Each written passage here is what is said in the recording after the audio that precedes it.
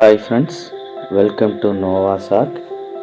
So நம்ம இப்போ எதை பற்றி பார்க்க போகிறோன்னா ஃபேன்சி மைஸ். ஸோ இது வந்து எலி தான், எலி டைப்பு. இதை வந்து பேண்டட் ஃபேன்சி மைஸ்னே நம்ம சொல்லுவோம்.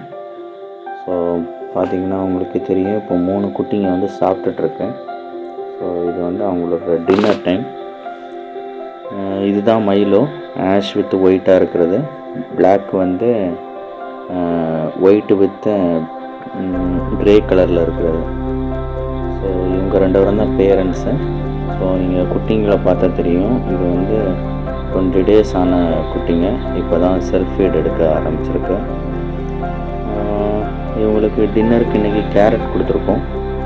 பொதுவாக இவங்க வந்து பார்த்திங்களா, உள்ளே ஒரு கூடு மாதிரி வச்சுருக்கோம். அங்கேருந்து வெளியில் வராங்க இன்னொருத்தங்க. அவங்களோட கலர் பார்த்திங்கன்னா ஒயிட்டு, காதில் மட்டும் 2 பிளாக் இருக்கும். ஸோ ரொம்ப க்யூட்டாக இருக்குது. இவங்க இன்னொருத்தவங்க வராங்க பாருங்கள், உள்ள பிளாக் வித் ஒயிட்டு. இவங்க வந்து மதர் மாதிரி, இவங்கெல்லாம் டேடி மாதிரி சின்னதாக இருக்காங்க. Ash with white. இவங்களுக்கு பொதுவாக என்ன சாப்பிடுவாங்கன்னா பால் சோளம், பச்சை பட்டாணி, ரைஸு, இந்த மாதிரிப்பட்ட கிரைன்ஸ் வகைகள் எல்லாமே சாப்பிடுவாங்க. பச்சை பயிரை ஊற வச்சு காலையில் போட்டால் ரொம்ப நல்லாவே விரும்பி சாப்பிடுவாங்க. அப்புறம் பெல்லட் சாப்பிடுவாங்க. பொதுவாக இவங்க எல்லா ஃபீடுமே எடுத்துப்பாங்க, ரெகுலராகவே ஃபீடு எடுத்துப்பாங்க. அதே மாதிரி ரொம்ப க்ளீனாக இருப்பாங்க. அவங்க ஏரியா நம்ம கூட பார்த்தா காட்டன்லாம் வச்சுருப்போம்.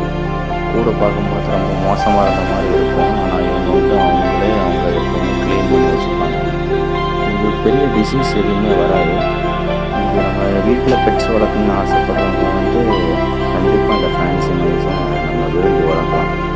எந்த வித யூஸும் சவுண்டும் எதுவுமே இருக்காது. தேங்க்ஸ் ஃபார் வாட்சிங்.